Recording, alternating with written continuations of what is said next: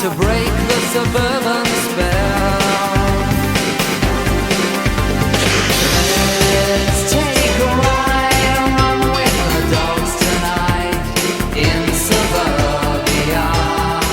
You can hide, run with the dogs tonight in suburbia. Hello, and welcome to the third Retro Movie Love Podcast bonus episode for Patreon. My name is Michael Ferrari of Cinema to Meep, and thank you for joining us. Thank you for being a Patreon supporter. It means a lot to me. Thank you.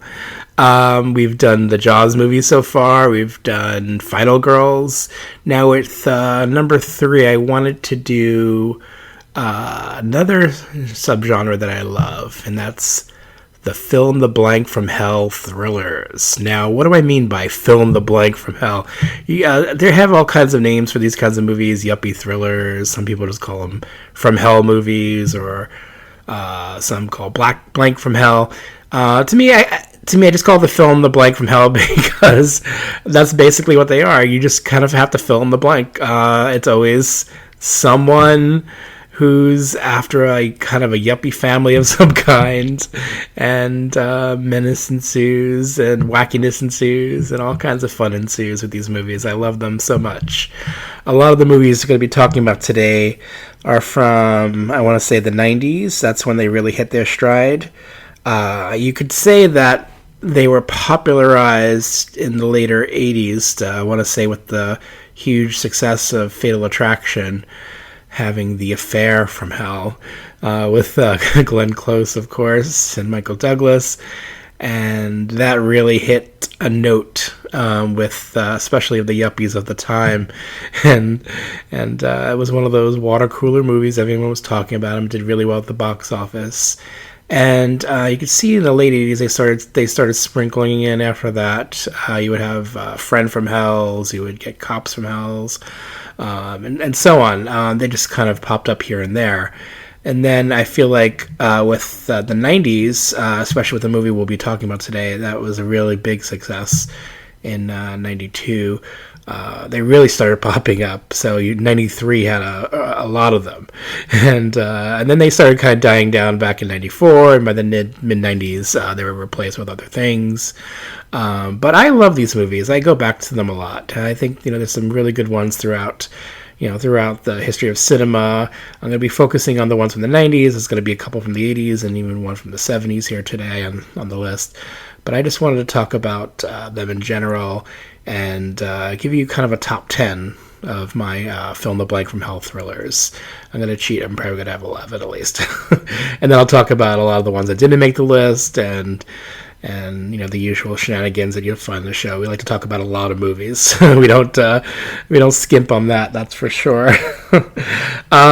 So getting into it, I'm going to talk about what I've recently seen first. There's only a couple of titles. One of them really feeds into our list today, and that is a show that I watched on Lifetime. Now, I don't watch Lifetime as a channel.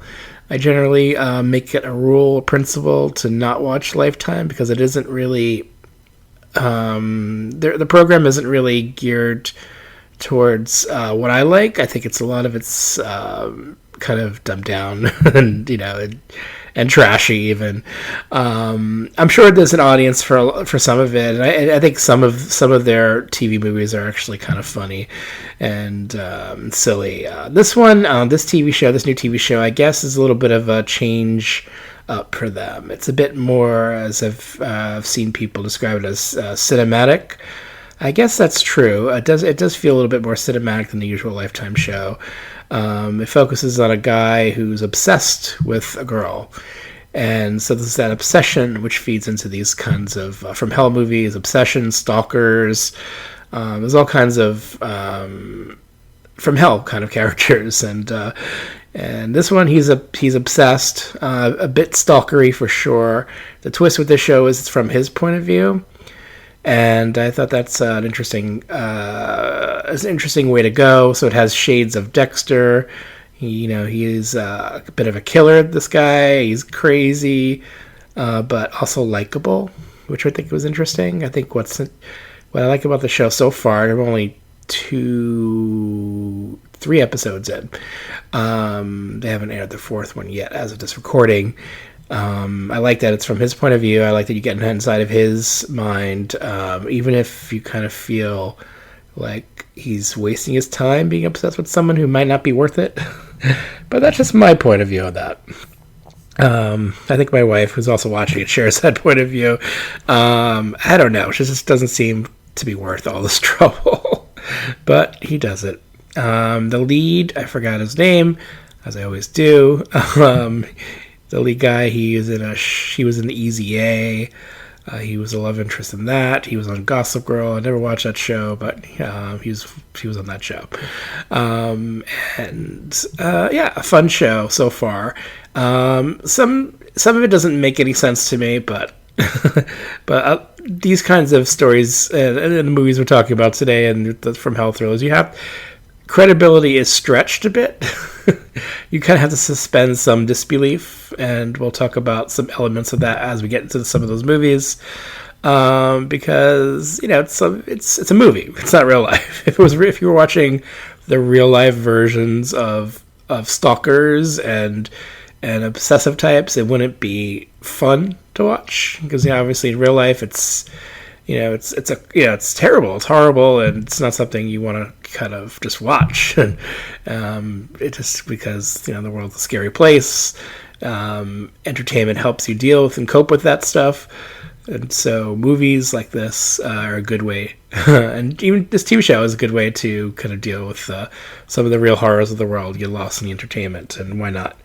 I say, as long as you're aware of the bad things that happen in the world and don't try to run away from them, but are aware of them. I think it's good to get lost in entertainment, for sure. I also watched in theaters, I went to see Assassination Nation. Quite a mouthful to say that. And I've heard some really positive things, and so it was kind of... Really? I'm like, this movie is supposed to be good? So I went to go see it, and as it turned out, it wasn't very good. It just didn't do it for me. It's really in your face and obvious about what it's trying to say, so much so that it was kind of insulting. I felt like it was being really preachy about certain things that are happening politically, and I think I think I even mentioned this in the last podcast, there should be politics in teen movies, and I was looking forward to that aspect of it, but I think the way it was handled was greatly mishandled in this movie, to the point of absurdity, and I was, like I said, I was insulted by some of its ideas, which were not well executed, for sure. I think it was just over the top and ridiculous, and not as fun as it could have been, not as smart as it could have been. So it's kind of a wasted opportunity. So yeah, I didn't care for that one. Hellfest, which I watched recently as a new horror film. CBS Films released it, and I actually had a lot of fun with this one. It's like a standard kind of slasher, which is amazing for me, because I love slashers, and I like going to the theater to see slasher movies, so we get to see that on the big screen. Again, this one set at a haunted amusement kind of park situation, where it's kind of like one of those haunts that you go to and you walk around and people try to scare you. Imagine 90 minutes of that. That's basically this movie. So you have to be in the mindset for that. You have to be in the mood for that, I think. And I think it delivers on some of those scares in a fun way. It's not a perfect movie, but when I go to see these kinds of slasher movies, I'm not looking for a perfect movie. I'm looking for good entertainment, and that's what I found with Hellfest. Definitely think it's worth going to see in the theater, especially nowadays with your movie passes, I have the AMC A-list, which I really like because I get to see 3 movies a week. And I don't feel guilty if I don't go see one, or if I can't get to see one, but I have the option. So I'm not endorsing it. I mean, I personally enjoy it, and I like the option. And so I went to see it on that, and I had fun. I definitely had fun. And it's good to support horror movies, especially in theaters, because, we're kind of going up again with horror films. You know how horror films have their highs and lows with and playing in theaters. We're on a high again. We got Halloween coming out really soon, and there's going to be a lot of other horror films coming for sure after that. So it's a good time to be a horror fan. Support them in theaters, I say. So yeah, that was what I watched recently. I think we should get right into these fun fill-in-the-blank from hell thrillers. Now, you can kind of even lump them in with horror movies. Half of these movies, I think they have very horrific elements. They may be like labeled as thrillers, and a lot of them, are those thrillers. But some of them are definitely veer into horror. I would say with our first pick here, this is my, I guess my number 10 is kind of like a tie of two movies. With my first one, I would say this is also a horror movie. Let's get into the trailer.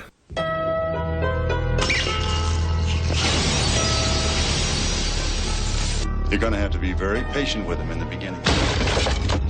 Get him placed with adoptive parents as quickly as you can. They took him away from his real parents. He was abused or something, I don't know. Who are you? I'm Mikey Trenton.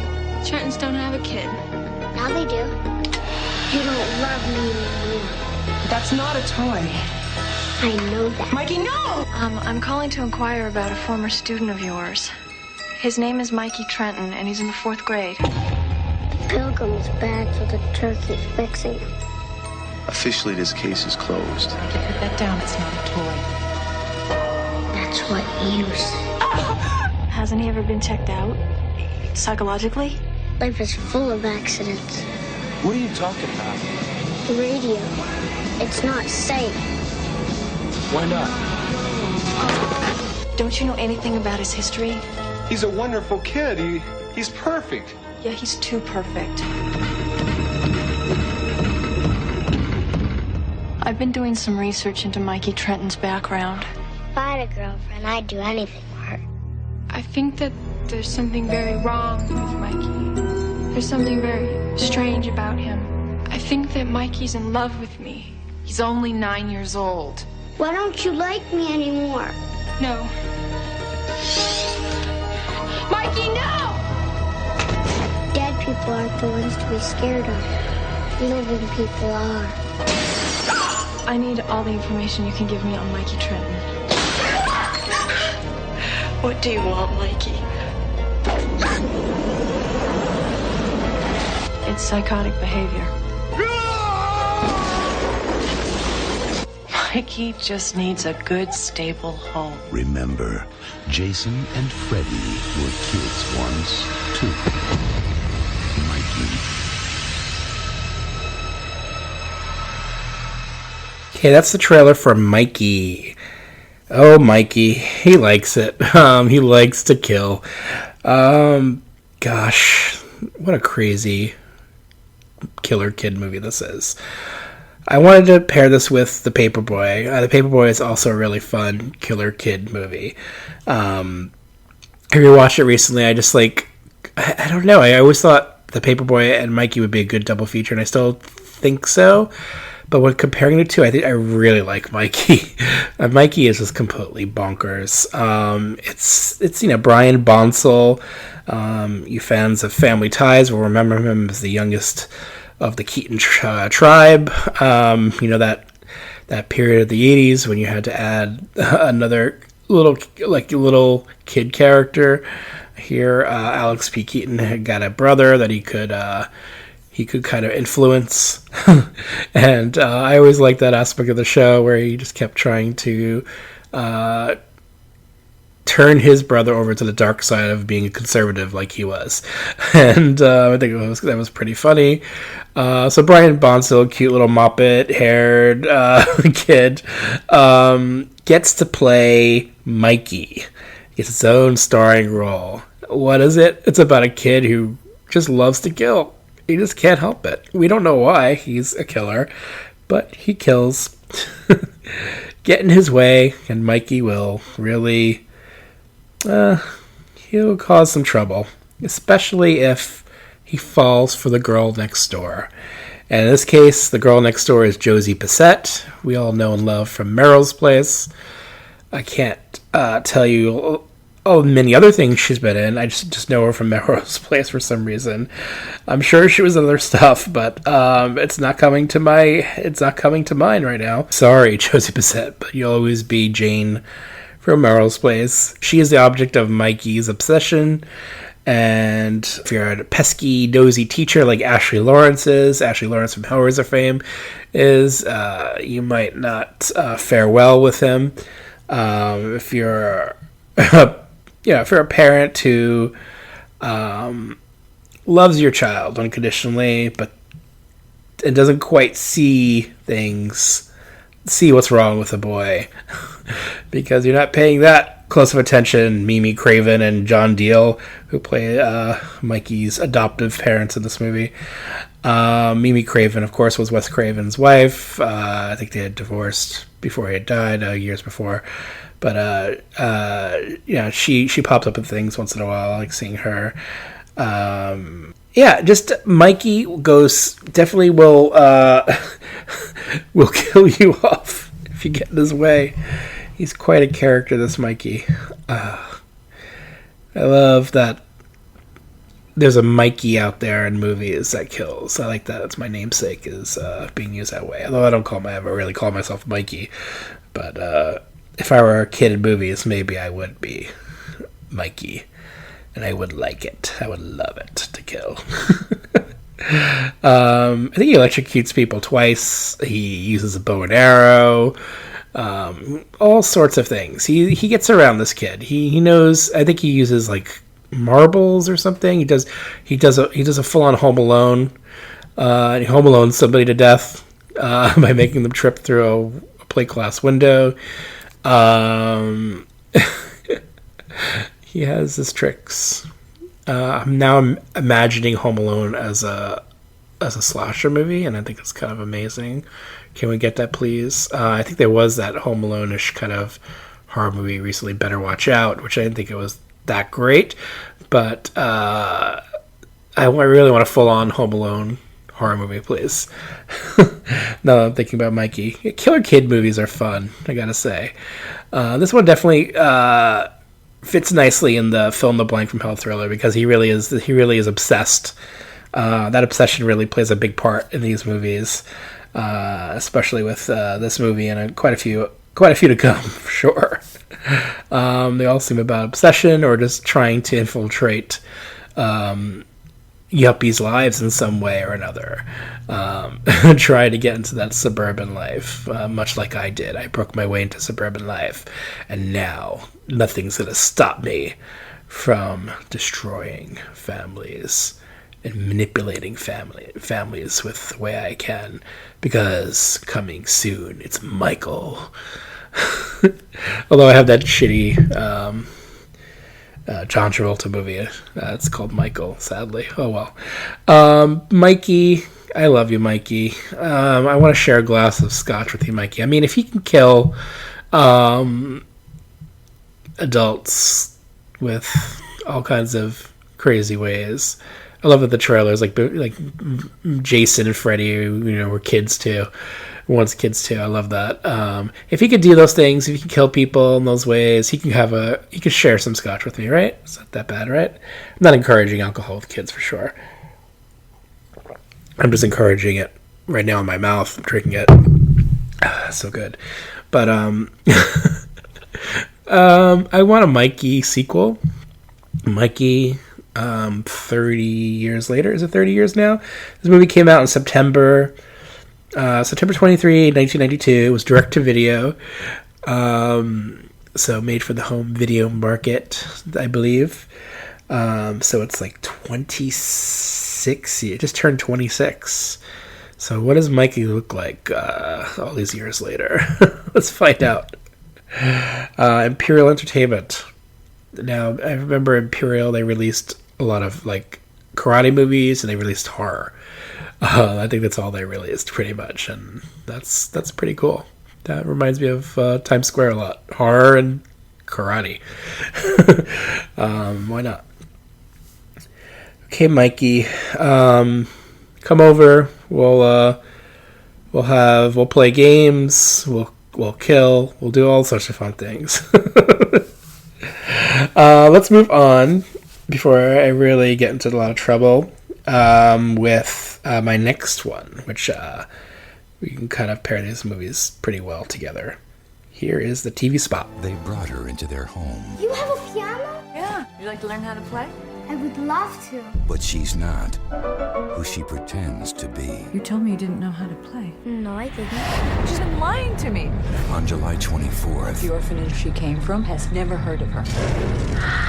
Esther has a secret She started the fire. Oh, come on. you will never see coming. Orphan, rated R. Esther. Starts July 24th. Oh, before I get to this movie, I just watching someone strangle someone in the background on TV. That's not nice. You don't do that. Under this beautiful tree, it's very visual, nice, beautifully shot scene of someone strangling someone. Yes, I'm watching a From Hell movie on while I talk about this. It also has a circus atmosphere. Very strange. I love it.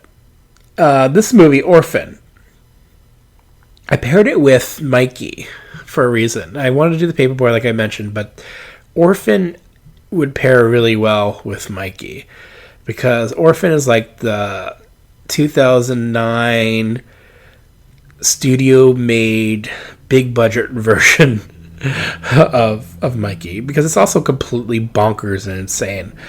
I watched this movie recently, even before I was planning to do the From Hell Thrillers podcast. I just on a whim, I was like, I haven't seen Orphan since it came out. I remember enjoying it in theaters, so I revisited it. I watched it on Blu-ray, and man, I'm like, this movie is fucking crazy. That's my review. This movie is fucking crazy. Says Michael of Cinema to Meep. It is. It really is crazy. I mean, it's pretty out there. I mean, regardless of the, I'm not even. Yes, the twist is pretty nutty, and I like a good twist. It reminds me of a good 80s slasher movie, like I said, like a sleepaway camp kind of twist, which I love. And it's there in this one. I'm not trying to ruin the movie for you if you haven't seen it, but yes, there's a really cool twist. But besides the twist, this movie is fucking bonkers. Now, this girl really goes out of her way to fit in to this family and make it her own. And again, you get in her way, she will really, really mess with you. And I do love that. I like these kids who just will stop at nothing to make it right, to make it perfect for them. And in this case, she wants to have this family. Or we think that she really wants a family. But then she has a specific target within the family, as we learn. Vera Farmiga is the mom. Peter Sarsgaard is the dad. The actress who plays Esther is named Isabel Furman. She's really good. I mean, all three leads are really good. This would be, I guess the dad in Mikey was kind of useless, but I guess in these movies, the dad is almost always pretty useless. He really can't seem to stand up to these bad guys. And I'm saying that all dads should be the hero. I think moms are definitely heroic, and especially heroic for me. And for some reason, the dads always seem to get like in the final act, get bonked in the head, get knocked out, or just don't really do anything, or just don't really protect their family in the way they should. In this case, Peter Sarsgaard goes gets especially useless, and it's interesting what they did with his character and in relation to Esther's character, and it's really weird and crazy, like I said, and perverse and perfect for this bonkers movie. Vera Farmiga is especially good in this movie. I think she's great in everything she's in. From the very beginning of her career, like this woman showed extreme promise, and she's delivered on that promise, and she deserves so much, much more than just a TV show. She needs to get all these great roles, and I'm glad that she's a fan of her work in horror, and the horror community loves her so much, as you should, because she's great, and she's really good in this movie, playing this mom, and who gets kind of caught up with this girl who really gets in her way. I gotta say, the relationship is interesting, and she it gets really nutty with certain scenes, especially of cars and kids, and just watch the movie, you'll love it. I mean, it's really well made. It was directed by Wam Colette Sarah. He is a good director. He's made some entertaining movies over the years. He did The Commuter, which was like Liam Neeson on a plane. He did Liam Neeson on a train. No, The Commuter was Liam Neeson on a train. The Commuter, Nonstop was Liam Neeson on a plane. Both have Vera Farmiga in them as well. He did The Shallows. He does a lot of like solid genre work, which is cool. And I definitely enjoyed what he did with this movie. I think it's well made. Has that sheen to it, that 2000s studio produced sheen. I think it was a Dark Castle production, so it was released through Warner Brothers.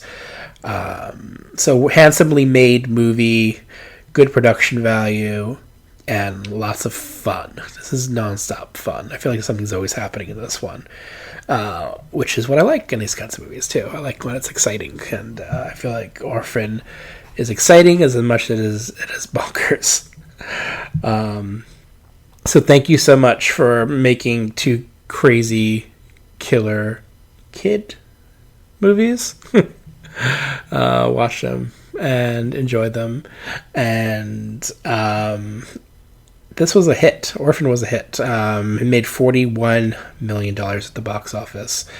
Probably one of the biggest hits on this list. Not a lot of them made money.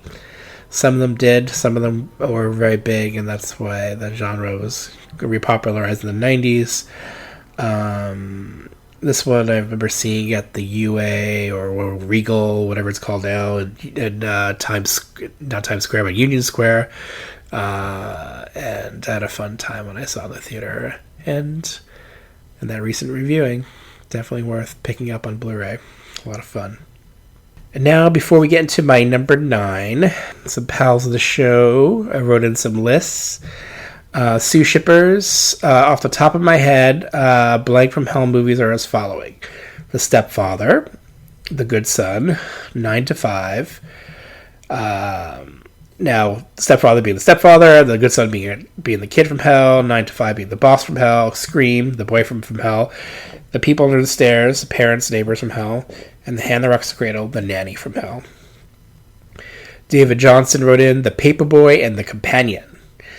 Leo Logan, he wrote in Unlawful Entry, Single White Female, Pacific Heights, The Hand That Rocks the Cradle, The Crush, Fear, Sleeping with the Enemy, Fatal Attraction, Domestic Disturbance, and Enough. And Joseph Henson of The Hysteria Continues wrote in Swim Fan, Obsessed, Malicious, Dismissed, and The Crush. Under his advice, I checked out Dismissed, which is a recent entry in the From Hell subgenre, and it's a 2017 movie. It's on Netflix currently.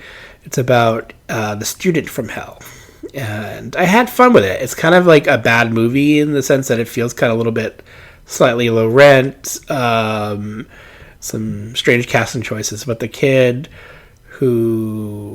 main kid who's the kid from Hell, or the student from Hell, is pretty good, and he's creepy and interesting, and he there's definitely some interesting and fun moments in that one, and I actually did enjoy it. I think I would recommend it. It was fun for what it is, so I like seeing that. So many From Hell movies. going to read off a part of the list of ones that I like, and then I'll read off the rest later. So in just alphabetical order, well, I was on the bubble. Like, again, The Paperboy was on the bubble, and Sleeping with the Enemy was on the bubble for me. I like Sleeping with the Enemy. I think it's a really fun one. Just revisiting it, I'm like, why was Julia Roberts so big in the early 90s? She was so good in Pretty Woman, but I don't know, she wasn't very good in that movie. I'm like, you're not that charming in that movie. She had big curly hair. That was nice. But I don't know. Another actor maybe in that role would have been more interesting. She's not very interesting in that movie. Patrick Bergin is great in that movie. He's fucking awesome. I loved him in that. But Julia Roberts, not so much. Apartment Zero. I guess it's kind of a From Hell movie. Sort of like the flatmate from hell. They become friends, or he becomes a friend from hell. Arlington Road. We watched that recently. The Neighbors from Hell. The Babysitter. This is the one from 1980 with Patty Duke and Shatner and a few others. I enjoyed revisiting that. That's a fun movie. So obviously, A Babysitter from Hell. Bad Influence. That's Rob Lowe playing the friend from Hell. James Spader. A good late 80s entry in the From Hell series. It's a really good movie. I really enjoyed revisiting that. The Bad Seed, of course. The Kid from Hell and the Bad Seed remake. And I think there's even a new Bad Seed remake, and ironically directed by Rob Lowe. He likes bad movies. Bad, the title. Blue Steel, The Cable Guy, you could put in the From Hell movies for sure. Cape Fear, questionable From Hell movie, I guess it is. Client from Hell. I didn't revisit that one. Sort of like it, sort of don't. I like the original. Color of Night, that's a fun one. So there's a new version on Blu-ray I need to pick up. The Companion, I think someone mentioned that, maybe David. That's a bonkers one. I like it. Consenting Adults, definitely The Neighbor from Hell, Dead Calm, Deadbolt, Deceived, The Dentist. And if I'm gonna mention The Dentist with Corbin Burnson, I'm gonna mention Dr. Giggles. Those crazy dentists from hell. They're all from hell. Devil in the Flesh, starring Rose McGowan playing the student from hell. It's kind of a weird one. Low budge, but has some funny moments in it. Domestic Disturbance, I think someone's mentioned that. The X, and The Fan, which I recently rewatched, and I liked it. The Fan from Hell, with Michael Biehn and Lauren Bacall. Lauren Bacall, that movie, though. I know this movie has a lot of fans, and I'm a fan, too, of The Fan. Not quite a fan of her singing and dancing, though. Very questionable to put Lauren Bacall in a movie about a woman who's in a musical. That's all I'm going to say about that. Michael Bihn's great. All right, so let's get into my number 9. Here is the trailer.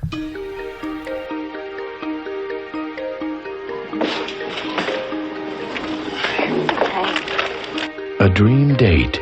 I've never picked somebody up at a supermarket. You didn't pick me up. We bumped into each other. A storybook romance. You think I could come up? I mean, just for 5 minutes? It wouldn't take 5 minutes. A picture-perfect marriage. I still can't believe the most gorgeous creature I've ever seen. She chose me. You have it all. I do. I never thought it would be possible for me to have such a normal life. Sissy? Aren't you Sissy? I'm Lena Mathers, now Lena Reardon, from Dayton, Ohio. But between the lines, I'm sorry. I just haven't felt very... It's okay. beneath the surface, Can I help you find something? Is your real name Sissy? beyond the illusion, You have a bruise on your leg. What's wrong with you? Ray Reardon is about to discover You just have to be patient. that every dream has its price. The wife's visa bill came here instead of the house. No, I'll ask her about it tonight. Do you want to look it over? Should I? What bill? But if the things that you tell me aren't true, then what is true? I'm your wife. Sometimes what you think is paranoia is actually heightened awareness. You recognize her? Hope she's nothing to you. She's my wife. Sorry. Who is it? In danger to your wife, we can have you committed for 72 hours.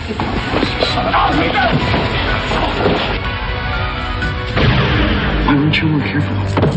I do you, you do me. She's stolen my house, and she's stolen my children. I always knew you were abusive. This is my life we're talking about. Take him away. James Spader, You're a psychopath. Machen Anik, Probably. Dream Lover.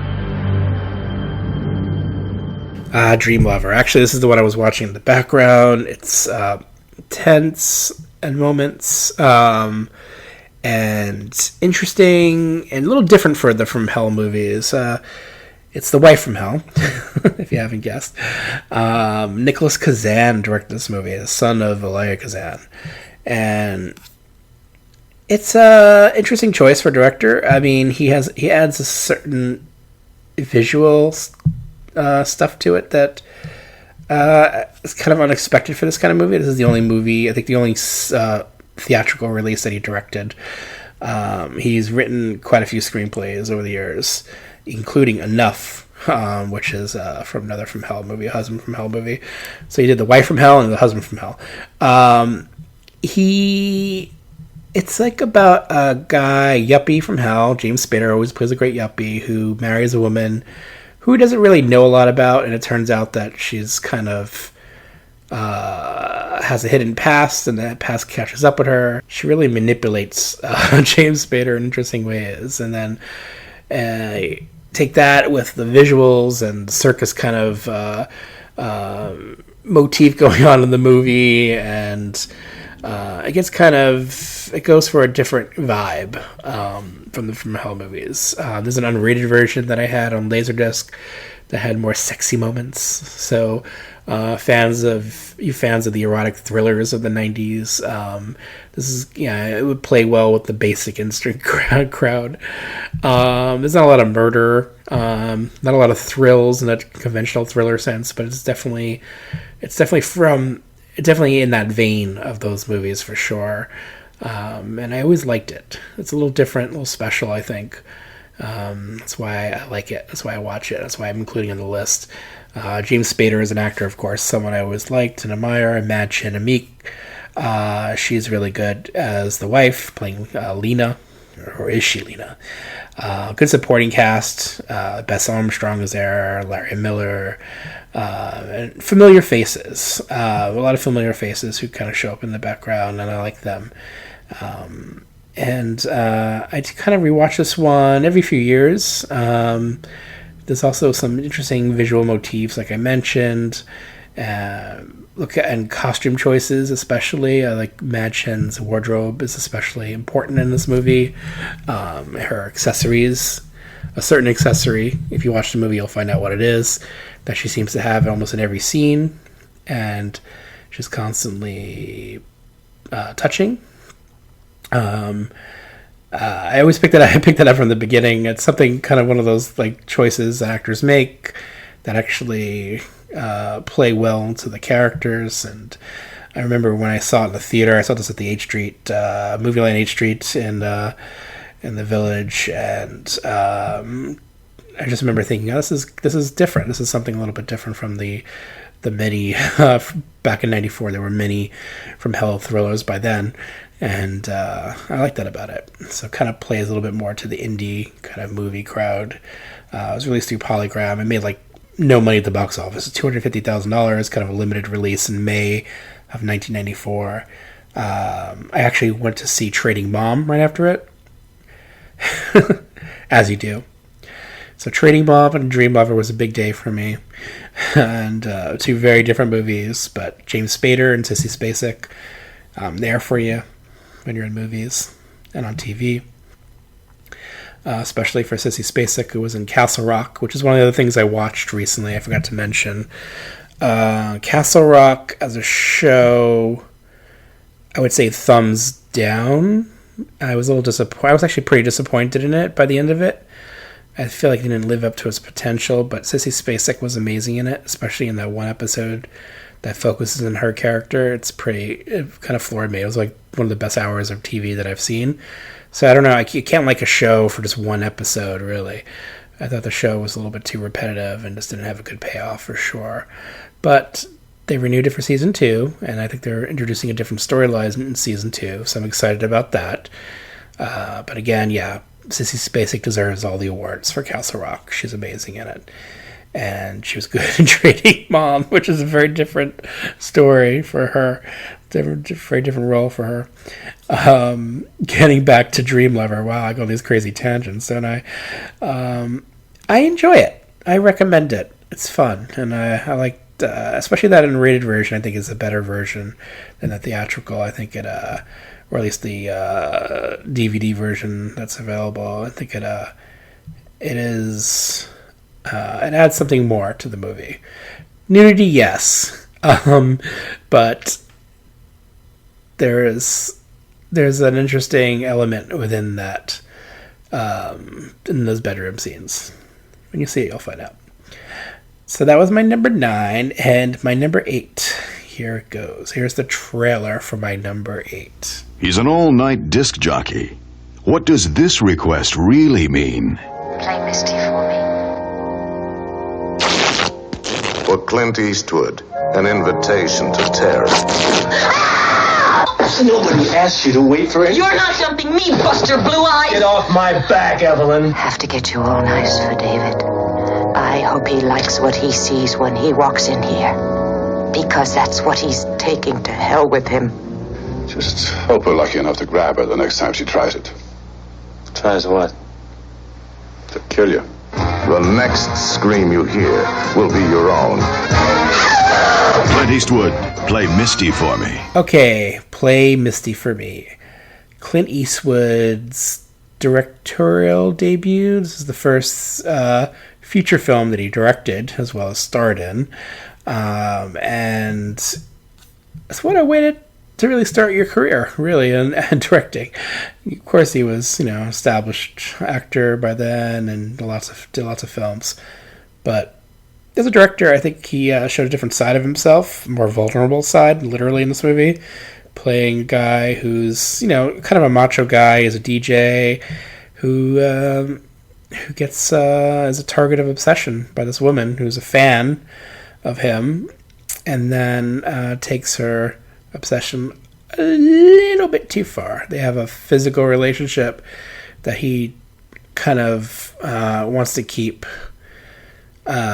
physical, but she keeps insisting on inserting herself into his life, and it gets to some pretty crazy places. She's pretty out there. Jessica Walter is the actress, by the way, and I guess you would know Jessica Walter these days by, I would say, as the mom on Arrested Development.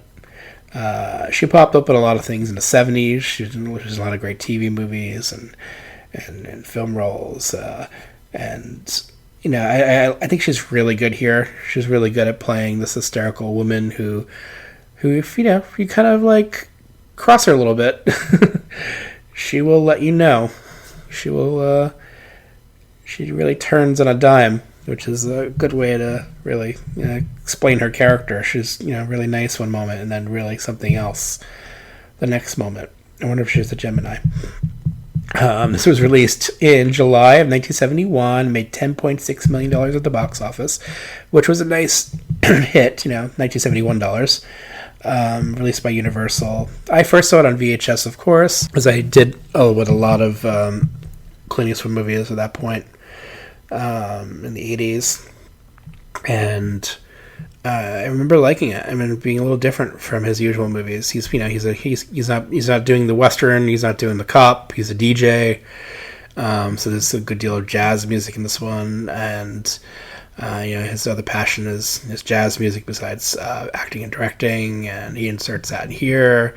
Donna Mills is in the movie. She's the love interest besides Jessica Walter, and there's some great music in this movie.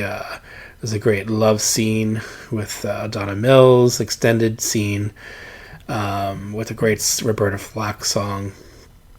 And it's very 70s, this movie. This movie very much feels of its time, which is what I like about it too. So this is kind of, definitely a proto From Hell movie, if you want to call it that. One of the earlier examples of that. But like I said, there have been examples of these movies throughout cinema. I mean, a lot of them would be in the noir category, say in the 40s, and melodramas of the 50s. But this one was one of the ones from that time period that really sticks out in my head as a real From Hell movie. Because, again, this is this is definitely a woman who he thinks he's having a one-night stand with, who's taking it pretty far. And it's interesting to see Eastwood in that role. And also, he does, that macho side of Eastwood doesn't disappear either. It's there too, for sure. And it's a great ending too, without spoiling it. Some of these From Hell movies have really, really good endings, and this is one of my favorites, I would say, of how this is dealt with. This problem's dealt with. And Mirror's another movie coming up soon. I'll mention that later. But Play Misty for me. I've always liked you. Here's a TV spot for number 7. If you were the object of one man's obsession, if he invaded your public world, Good evening. I'm Jamie Douglas, and this is the 6 o'clock report. if he threatened your private world, Please. and if he made you feel alone, terrified, and cornered like an animal, what would you do to stop the seduction? Morgan Fairchild, Andrew Stevens, The Seduction. Rated R. Starts tomorrow at a theater near you. Okay, The Seduction. Oh, The Seduction. I saw this at a young age in a theater. Sexy movie, you would say. Some nudity and definitely some porking going on there. Pork and beans. Avco Embassy released this one in January of 1982, January 29th of 1982. The last Avco Embassy movie before it became Embassy. I liked that Avco Embassy logo too. I remember seeing that before movies and being kind of excited. I'm like, oh, this is the company that put out Escape from New York, The Fog. Now they're doing The Seduction. They're getting all sexy on us. What happened?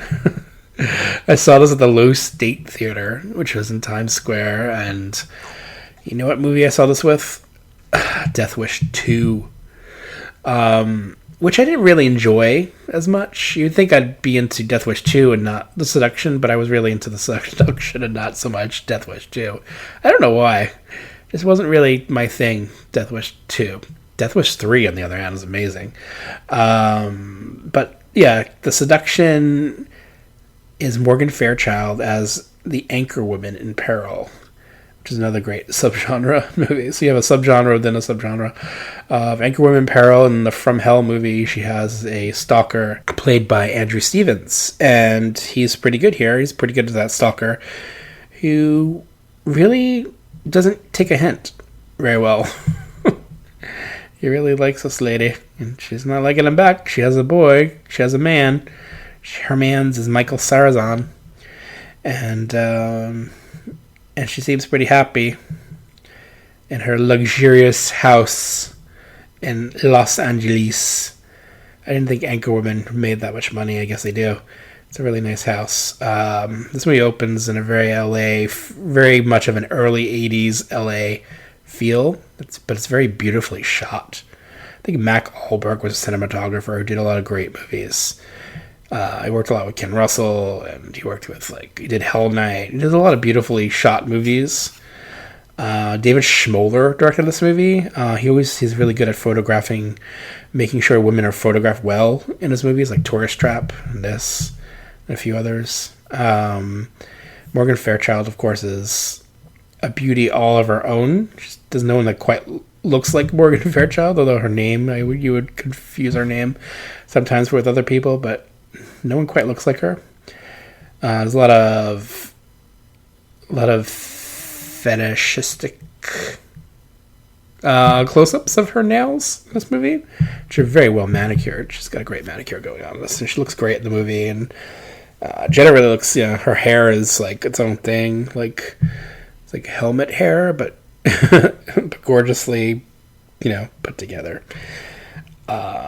Helmet hair. And her entire look of this movie is great.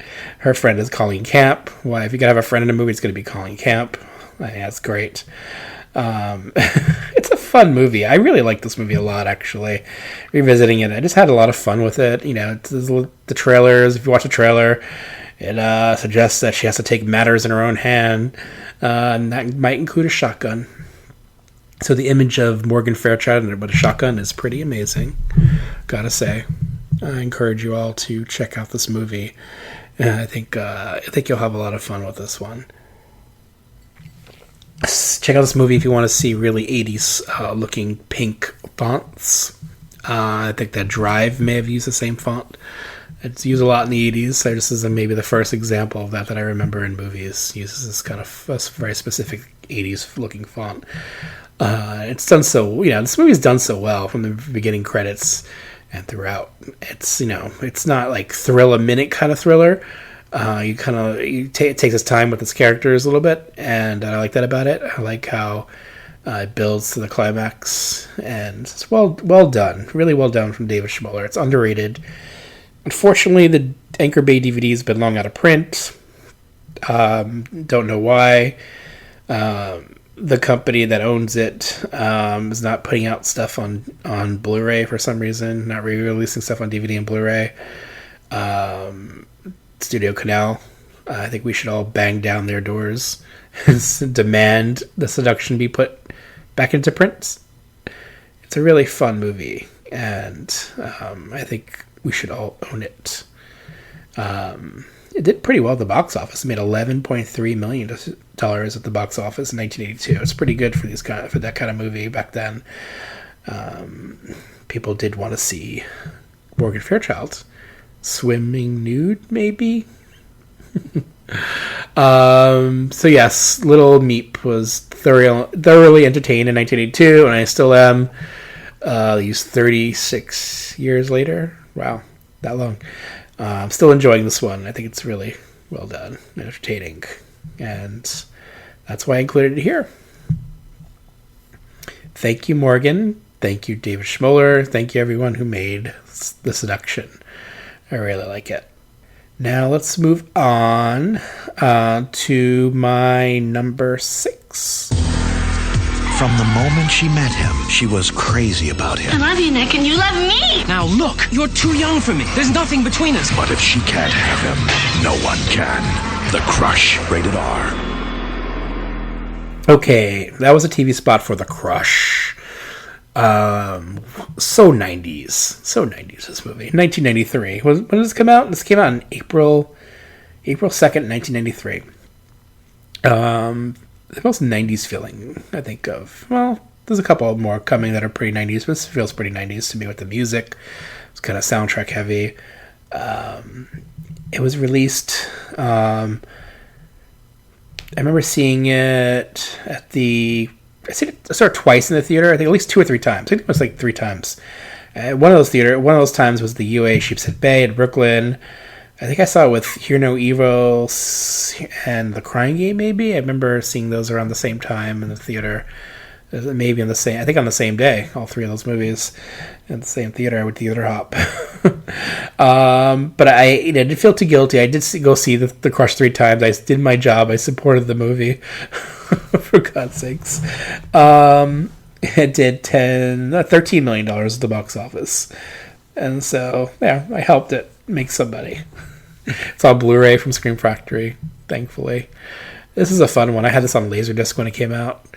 I've always really enjoyed this movie. This is obviously the girl from hell, the landlord's daughter from, I guess you would call it, what would you say, the landlord's daughter from hell? The Crush from hell. And Alicia Silverstone and Carrie Elwes, she's she's actually really good in this movie. I think she's really believable as this teenage girl who just develops this crush on this guy who's not hiding his accent very well, as Carrie always did back then. Like, is he British or is he American? Oh, I guess he's supposed to be American. Yeah, he rents out the house, the guest house, in this rich family's estate. I'm not sure why rich families are renting out their guest house. This is the one that, you definitely have to suspend some disbelief in this movie for sure. Because, yes, he rents out their guest house, even though they're super rich. And then she becomes his target of obsession. And when Darian, as I know her, because the theatrical version of this movie and the initial home video release of this movie, her name was Darian, but then I think they changed that because the director of this movie based Darian off a real person that he experienced. Apparently this is a true story of all movies on this list. This is the true story of a man who was the target of someone's obsession, and her name was Darian. And so I think subsequent DVD Blu-rays, they've changed it to Adrian. So it's interesting hearing that. I still know her as Darian. She's obsessed with this guy who's renting out her rich family's guest house. And she's so rich that she's so demanding that she demanded her daddy when she was younger to have a carousel in the attic. I don't know about you and about what your house is like, but I don't think anyone's house could support a carousel in their attic. I don't think anyone's attic that I know of can fit a carousel. But it does in this movie. So suspend some disbelief. It's amazing to watch that there's a carousel. And of course there will be a carousel scene in the last final act of this movie. And there'll be some major action will play out on the carousel as it would. You want to get all your money's worth of production value for sure. The Crush is, I just watched this a lot when it came out on VHS, and I bought the Laserdisc. I just had a lot of fun just watching this one all the time. And it's one of those movies that doesn't really get old for me. It's always constantly entertaining. It's trashy, yet fun, slick. And I go back to it a lot. I just recently rewatched the Blu-ray, and I'm like, hey, The Crush. The Crush is so reliable, so entertaining. That's why it's my number 6. It's not the best movie ever made, but it's dependable. And there's certain movies that are like that for me. That just I can always rely on The Crush to be silly and over the top, but fun and not require too much of me. I need that sometimes, especially when I'm so loaded on scotch. So that's why I go back to it so often. It's just one of those movies that does it for me, for sure. And it's funny how that can hold up 35 years later now. Wow. No, 25 years later. My God, don't make me that old. Yeah, 25 years later, I'm watching The Crush still. Who knew? I probably did. It's weird how some movies just kind of hold up in your head. Going back to our list of movies that I liked, where do we end? We ended on The Fan. Okay, going back to that, Fatal Attraction, of course, I love. I've discussed it before on the podcast. And if you're gonna say Fatal Attraction, you have to include Disclosure and Basic Instinct, because those are the Michael from Hell trilogy, if you want to call it that. Everyone's after Michael in these movies. Don't know why, but they're fun. They're really fun. Fear with Mark Wahlberg. The Boyfriend from Hell, for sure. That's a lot of fun. Thought about a little bit about putting it on my list. I revisited it, and it's definitely entertaining and really slick and well made. And I really enjoy it. I think I maybe watch it a little too much. Maybe unlike The Crush, I can't watch the Fear as much. Fear as much as The Crush. Mark Wahlberg is really good as a villain. I don't like him as a hero. I think he kind of sucks as a person, but he's really good in Fear. He's really good. Reese Witherspoon is fun, and William Peterson is good as a dad. I think William Peterson in that movie is probably one of the few dads who actually is useful in those movies. And of course, he's an architect, like they all are in these movies. Designed a house that can keep out Mark Wahlberg, or can it? I like that one. It's definitely fun. Final Analysis. That's a tough one because it's not available anymore for some reason. It's never released widescreen. It's not on Blu-ray. It should be, though. It's a good one. Flowers in the Attic. I've discussed that one before. The Gift from 2015. Friend from Hell. The friend you once knew in high school from hell. Yeah, that was a really good movie. I really like that movie. It's really well done. Definitely recommend that movie. The Good Son, of course, with Macaulay Culkin and Elijah Wood. Yeah, I mean, I could have done a triple feature with Mikey, Orphan, and The Good Son. They're all really good killer kid movies, for sure. Macaulay is pretty good in that movie. He's convincing as a psycho, for sure. The Guardian, that has a nanny from hell in it. The Guest, from a few years ago. And yes, it's a from hell movie. It's a mashup of a lot of things, that movie, which is what I like about it.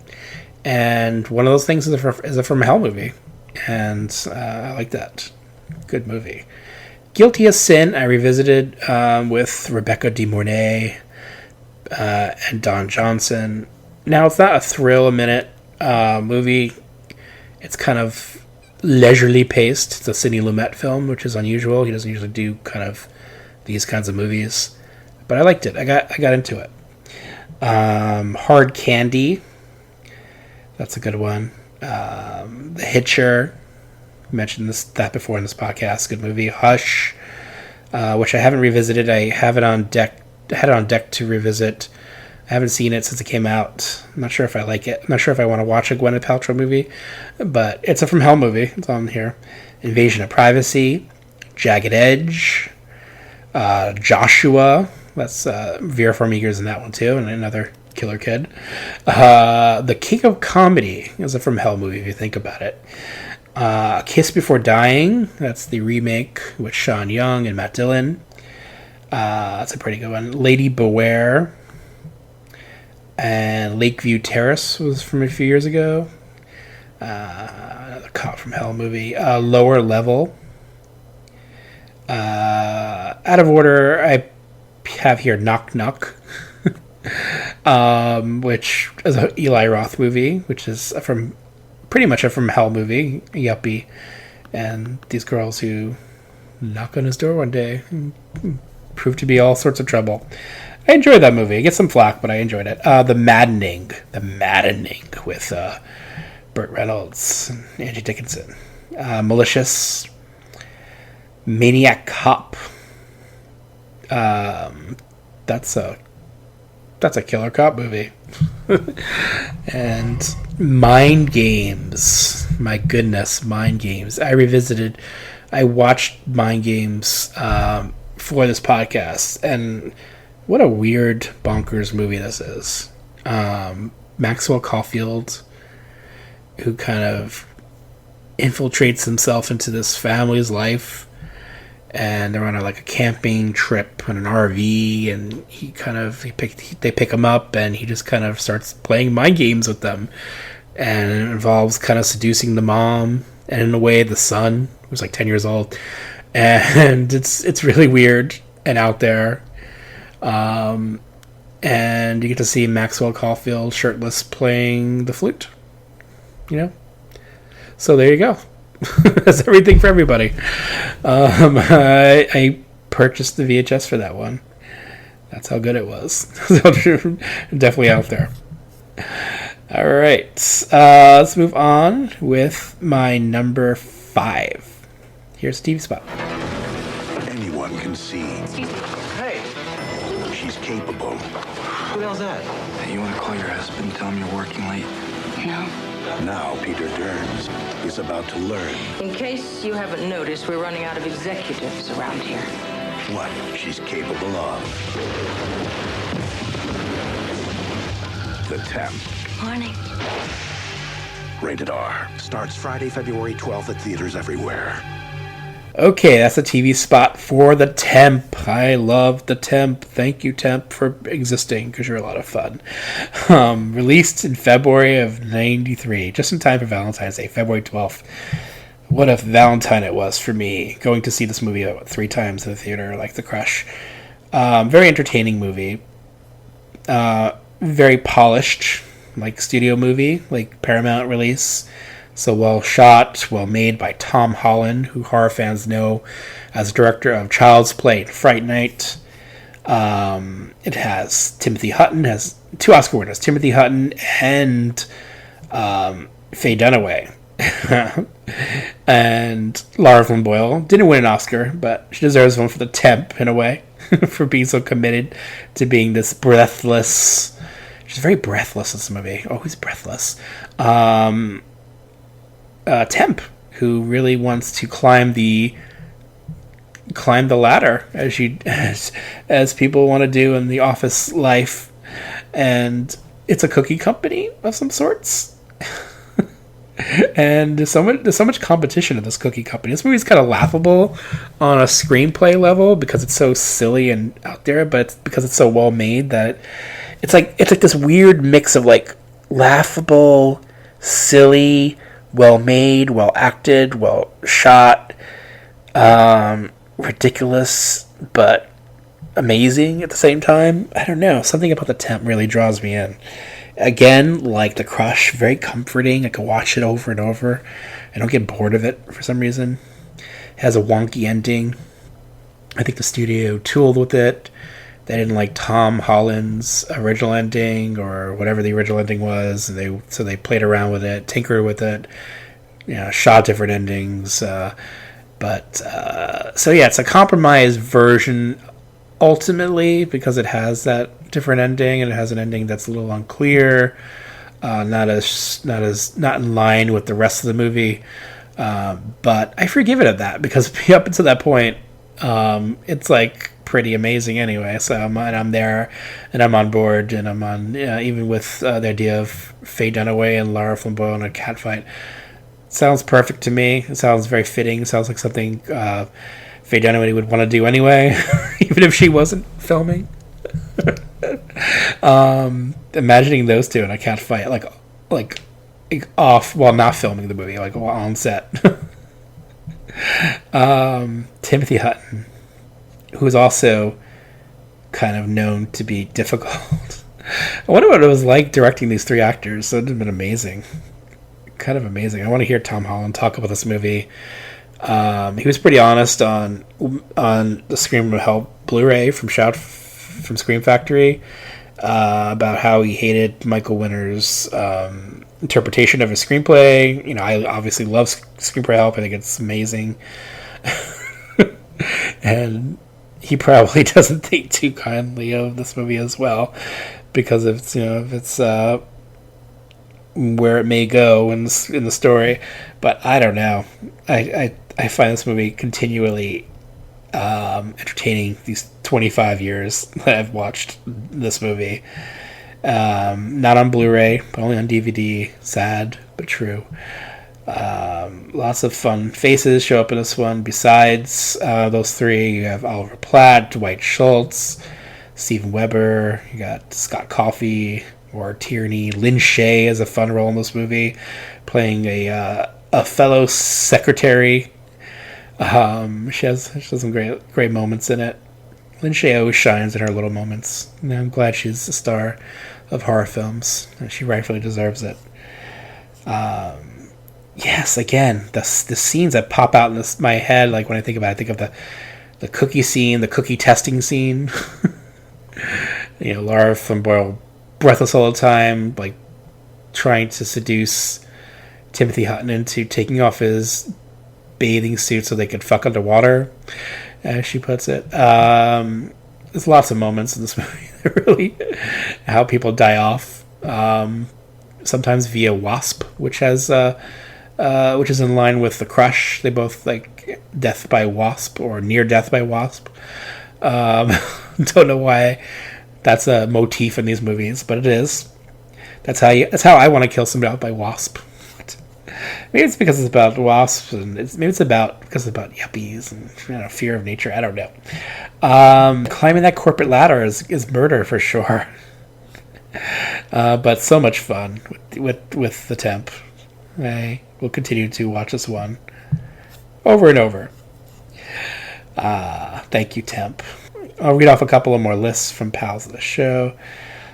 Sue Bernardi Johnson, swimming pool. Why don't American audiences appreciate Charlotte Rampling? True, I agree with that. 2, single white female. 3 words, death by stiletto.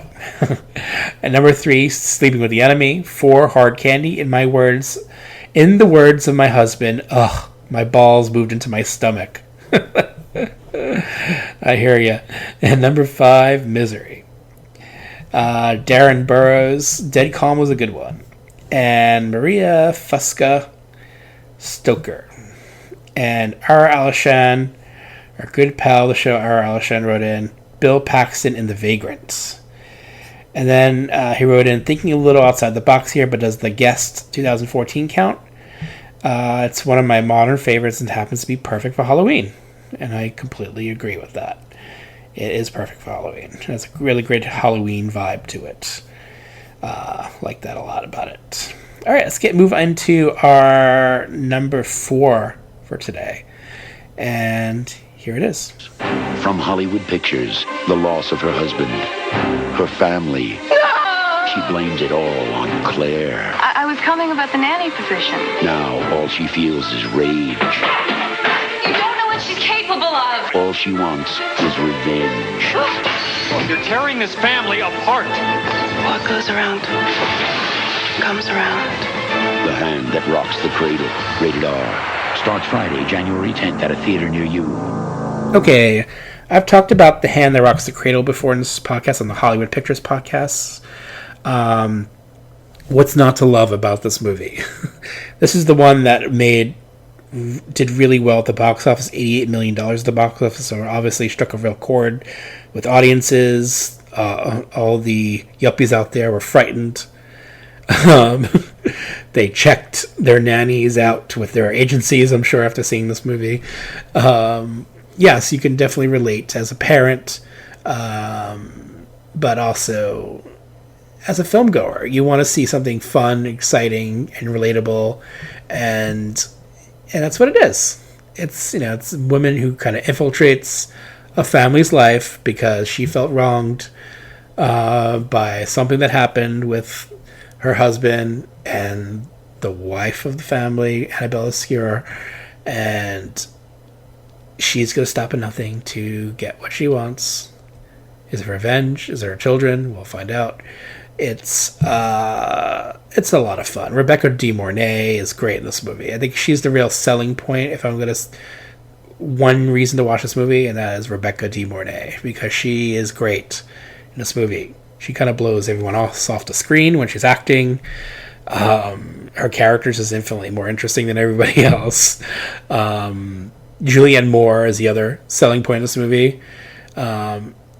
Too brief of a role, I would say. She's really, really good in this movie. As the sleuthing best friend of Annabella Sciorra, who doesn't trust. She kind of does that always, that character in these movies who kind of gets clued in on pretty early that this person's up to something. And she's a good sleuther, and it may lead to her demise. Sometimes you sleuthe too much and it backfires on you. You have to be careful because the villains in these movies are so crafty. They will use any method necessary. They will use a greenhouse to kill you. I mean, it's a pretty inventive way. There's some pretty inventive things that happen in this one. Curtis Hanson directed this movie. So well-made, well-shot film. Handsomely produced. Released through Disney, Hollywood Pictures. So something audiences really connected to at the time. And that's why it did so well. And kind of still holds up. When you think of From Hell movies, one of the first ones that comes to mind is this movie. Because it is, she's really from hell. She's really hell-bent on getting what she wants, and will stop at nothing to destroy a family. Matt McCoy in the Useless Dad Sweepstakes stars as a dad here. Definitely another architect. There were always architects. They were always named Michael. Michael and architects. I wonder if it all comes from the Brady Bunch, because the Brady Bunch, his name was Michael and he was an architect. That's something I always thought about while watching these movies. Why are they always named Michael? Why are they always architects? Is it because of Dad and the Brady Bunch? Maybe. I don't know. Maybe it wasn't... maybe it's just in my head. That's the reason why. But there's always there's always a family who's kind of renovating, doing some renovations of some kind, and there's always a third act where people are falling through the floor in a lot of these movies. There's so many common elements to a lot of them that I just love, and I I look forward to it because I want to see those cliches being repeated. I don't know, even if they're kind of ridiculous, And Hannah Rex Cradle definitely sets the bar for a lot of that, and I look up to it with a lot of admiration and respect. It was very entertaining, for sure. I remember seeing it at the Lowe's Oriental Theater in Brooklyn on a big screen. I snuck into Cuffs after it. I don't know why I went to see Cuffs after it, but, it was there. Christian Slater in Cuffs. But yeah, definitely. I saw it at least 2 or 3 times. I feel like 3 was the magic number for seeing a lot of these movies. But I remember at least 2 times, if not 3 times. Just had a lot of rewatchability. It was just very rewatchable, for sure. And again, Rebecca De Mornay. If I'm going to have Oscars from Hell movies, Rebecca De Mornay would be on that list for sure. Coming up is a couple more movies where the actresses give really good performances, and they're on that list too. I would say Jessica Walter deserved an award for Play Missy for Me because she was so damn good. And that a lot of these movies, as silly as they are sometimes, these actors are really giving it their all. And you can see that with Rebecca De Mornay. She really is, and she's delivering for sure. That bully scene alone. Those of you who know the movie know the bully scene. It's famous. It's pretty amazing. She's so good in that moment in the whole movie. Love you, Rebecca. Thank you for playing Peyton. Okay, let's move on to number 3. I'd always been independent, but I'd never really been alone. It could happen to anyone. When can you move in? It happened to Allison. She thought she had found the perfect roommate. It's kind of fun having a girlfriend again. But she didn't choose Hetty. Where the hell have you been? Hetty chose her. You gotta help me, Greg. She's a lunatic, Allie. Hetty! Look at me! Single white female. Be careful, she's crazy. Rated R at theaters Friday. Single white female. What from Hell list wouldn't be complete without single white female? Gorgeously shot, gorgeously made by Barbet Schroeder. A lot of these movies, the reason why I like them so much too is because they're so well made and so well done. And studio movies, really. A lot of these are studio movies. This was released through Columbia Pictures. Well-made studio movie, handsomely shot.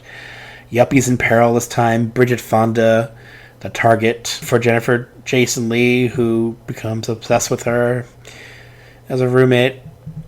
And yeah, Steven Weber again. He's there. He gets in between. Anyone who gets in between these two, it doesn't look good. It really doesn't.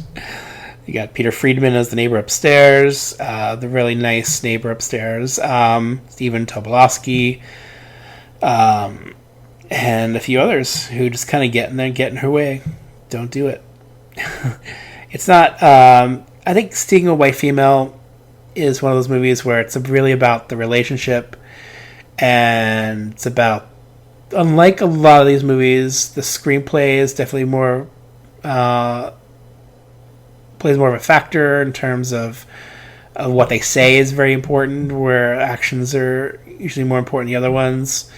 I think it's a lot of it. This movie, what makes it work is the acting between Jennifer Jason Leigh and Bridget Fonda, especially Jennifer Jason Leigh in this movie, who kind of blows everyone off the screen when she's on the screen in this movie, including Bridget Fonda, who is good, but it's hard to act opposite Jennifer Jason Leigh in this movie, who really is a character, who really is someone who's interesting and different, and your eyes are glued to her when she's on the screen. She just kind of adds, you can see so much with her physical traits, and she looks different in this movie and acts differently than she usually does. She's quirky and odd, and clearly a person with some mental health issues, and just watching her in this movie just kind of really blows me away. So yeah, I would give her the From Hell Award for Best Actress for sure. So good in this movie, Jennifer Jason Leigh. And I don't know, anytime I watch this movie, I'm like, I feel like, I know what to expect, but I'm very absorbed into the story. I know, I know exactly what I'm gonna get, but I still find new things with it. It's coming out on Blu-ray, thankfully, from Scream Factory. Thankfully, people at Scream Factory care about these From Hell movies because they're releasing them, and it just needs that. It needs to be rediscovered by a younger generation to appreciate that. Yes, these From Hell thrillers were a thing in the 90s and the early 90s, and they were a thing because they were these really good ones, like Single White Female and The Hand That Rocks the Cradle, and a few others that really set the bar pretty high. That it was impossible to reproduce these movies and make a lot of other good versions of them, but instead they made a lot of entertaining ones that I always go back to, which I'm very happy for. But I would say this is one of the best ones. It's very easy to to decide that, because it is a really good film and it's really well made, and again, directed by Barbet Schroeder, who's a really good director. Written by Don Roos, so a good screenwriter. Just a combination of good director, good screenwriter, good actors. Just a well-made movie. Shot in New York City with, some of it's definitely New York City. I'm sure the apartment was an interior, but if you look at the, it was a set, but if you look at it, it was meticulously recreated if it was a set. There's so much details in this movie. I looked at it closely on DVD when I rewatched it for this last viewing. There's just a lot of details that get a New York City apartment so right. I mean, it's a gorgeous big apartment, and something that's unreal to really that you can afford, especially in these days. But it's beautiful. I mean, it's beautifully done. And again, if they recreated that, they did such a good job. There was obviously a lot of effort put into this movie. It wasn't just considered a throwaway. I think people really put a lot of effort, and it shows. Really well done, and I've always been a big fan of it. So, Single White Female. I'm glad you're coming out on Blu-ray. I'm looking forward to all the special features that were just announced, and unfortunately, Jennifer Jason Leigh and Bridget Fonda are not on there, but I think there's a good amount of stuff on there, including a commentary by Barbet Schroeder that I'm really looking forward to, and interviews with some of the other actors and crew members. So I'm really excited for that release, and so I could just enjoy it even more. I mean, I just rewatched it for the podcast, but I'm looking forward to it again. That's the kind of movie it is. Much like The Hand That Rocks the Cradle, The Temp, The Crush, Seduction. I mean, I really enjoy this movie, so you can watch them over and over. So that's part of why I wanted to talk about some of them today, because these movies have high replay value for me, and they're really entertaining. Here's a few more on the list. Misery, which I've talked about in this podcast before. Amazing. Mother, May I Sleep with Danger? There's a TV movie for you. Mother's Boys, which I seriously considered for this list. Rewatched it, and I really like it. I think Jamie Lee Curtis is the real selling point for this movie. See, the actresses are almost always the real selling point for these movies because they're always so good in these movies, and the husbands are dopes, or the male actors are not as just not as strong as the women in these movies. And Jamie Lee Curtis is amazing in this movie. She blows everyone off the screen when she's acting. The problem I have maybe with this movie is the ending. It's, again, a Weinstein movie where it was clearly tinkered with.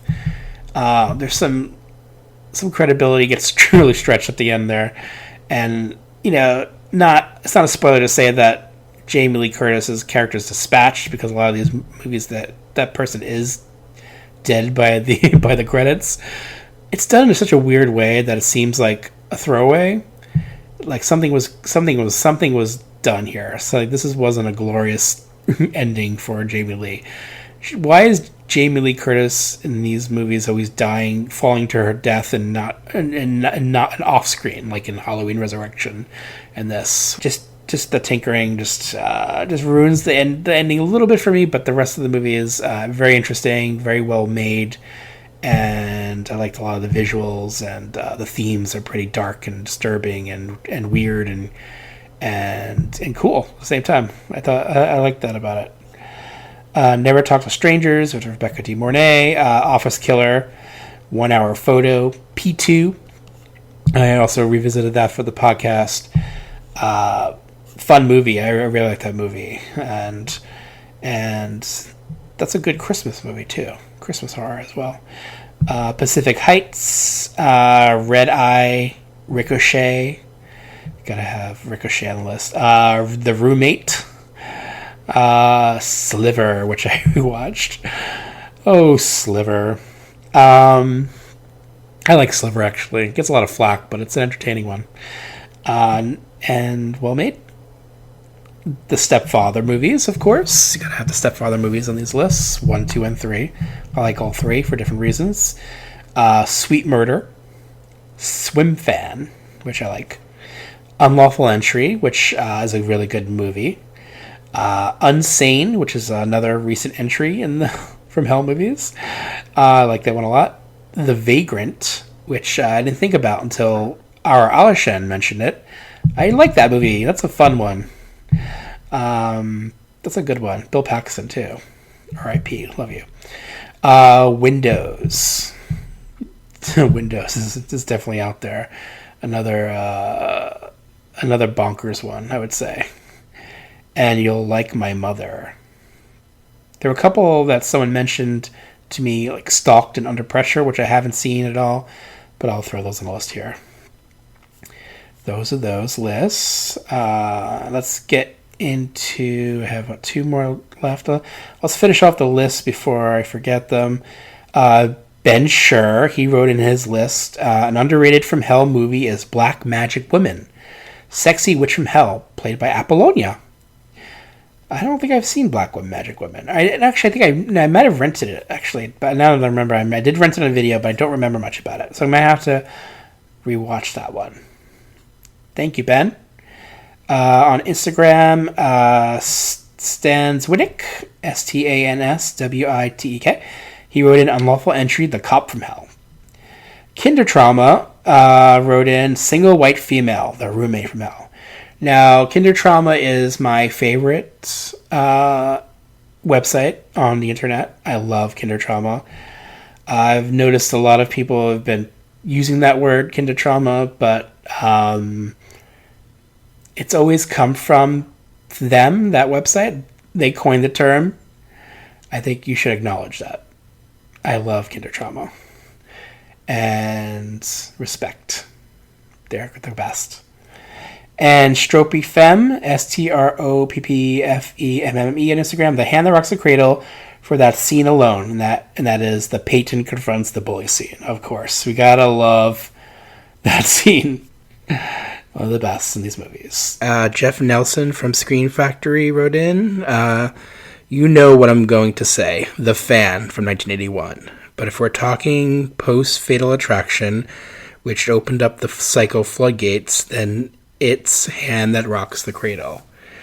Thank you, Jeff. And then my pal Daniel Archer, who did the Teen Angst podcast with me and the Friday the 13th podcast with me, he wrote in, these are definitely not all thrillers, but I had fun opening my list up to include other variations of From Hell. Femme Fatale from Hell, Basic Instinct. Ex-Prisoner from Hell, Cape Fear.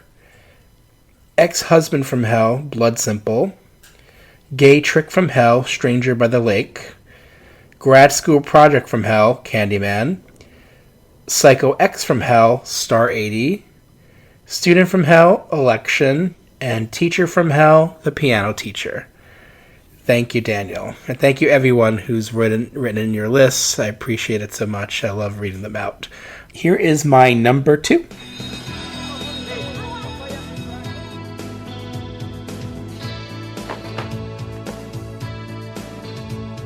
What are you busted for? I gotta keep a certain grade point average. I'm slipping in biology. My name's Sylvie Cooper. Like most 15-year-olds, what Sylvie Cooper wanted more than anything else was a best friend. Everybody hates me. Oh, well, everybody hates me too. Do you want to come over? Someone to talk to. Wow, this is great. Someone to understand her. Oh, Ivy, this is my mom, Georgie. Till death. Someone like Ivy. It's nice and cool in here. I missed my ride. No. Dad, she's my best friend. But Ivy didn't just want a friend. Ivy wanted more. I hope that when I die, I'll have owned a sports car, had a family, a home. And she'd do anything to get it. Hello, Mr. Cooper. Care for anything? Get out. What the hell are you doing in my mom's car? Won't ever happen again. Please, stop! Say it! I want to hear you say it! Are you accusing me of something? Why did you do something? No, Fred, come here. No, Fred, come here.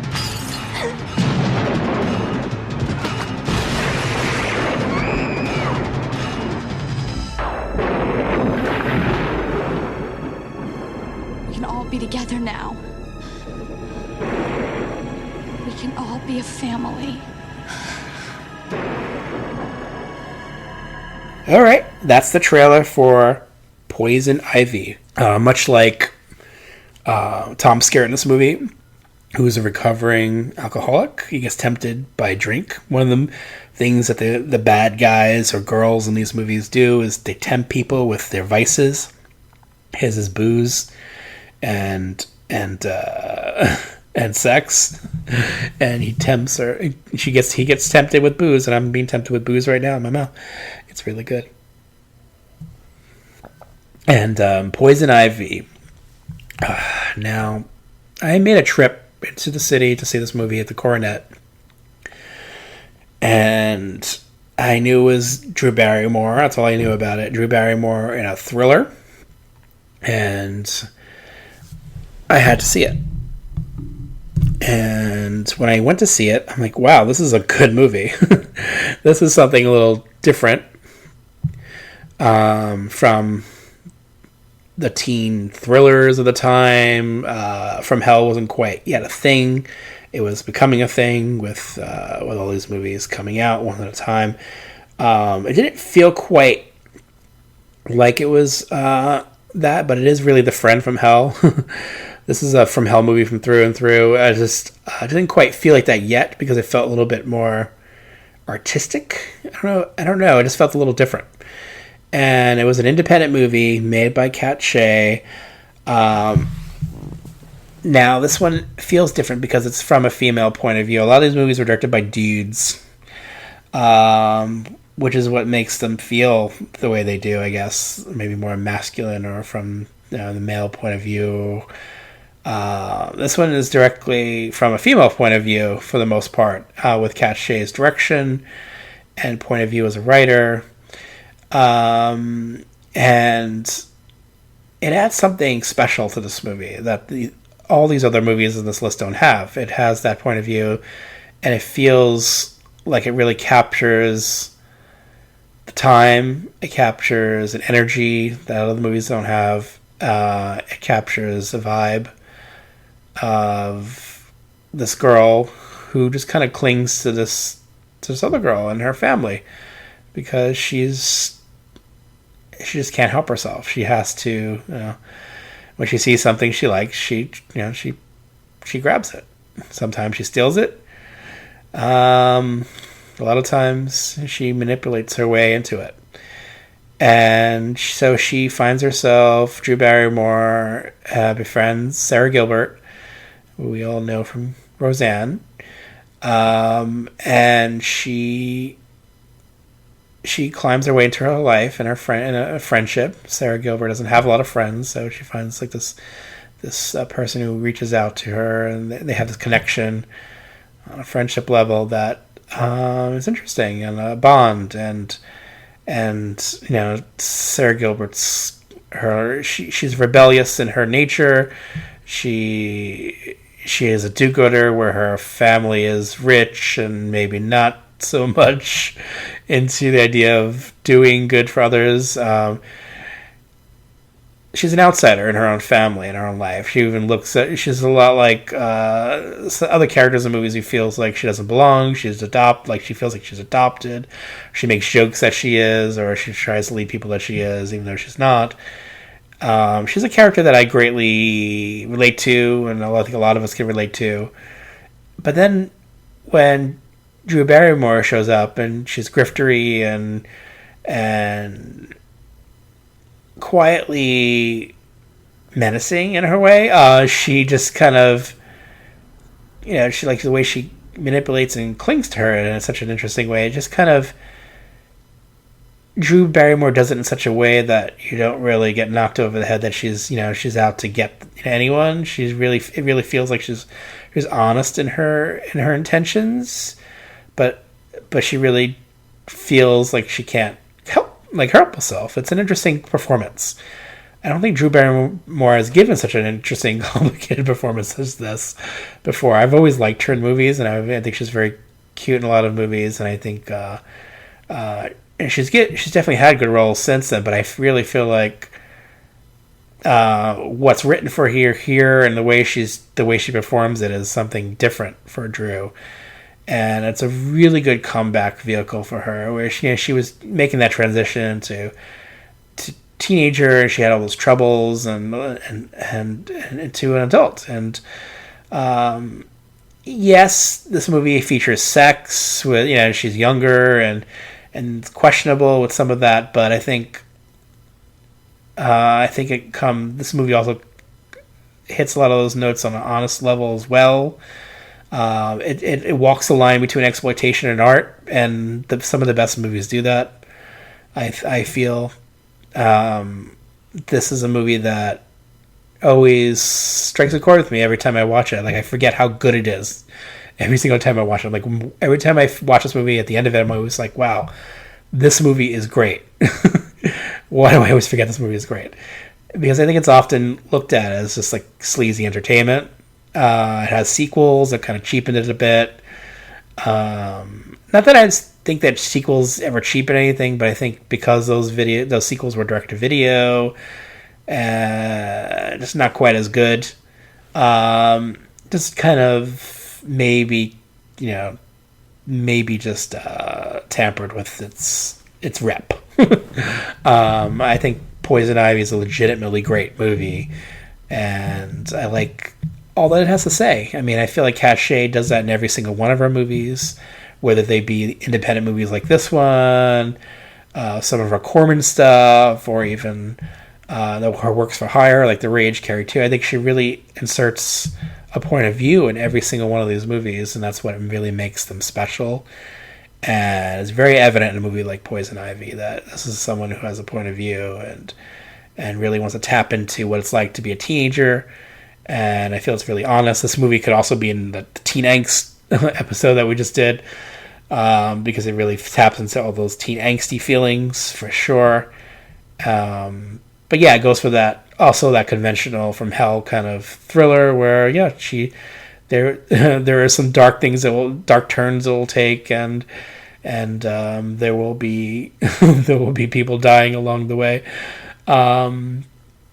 But again, when it hits those notes, I don't think it ever really feels like it's doing it on any cheap level. It never feels like that. It really feels honest and interesting.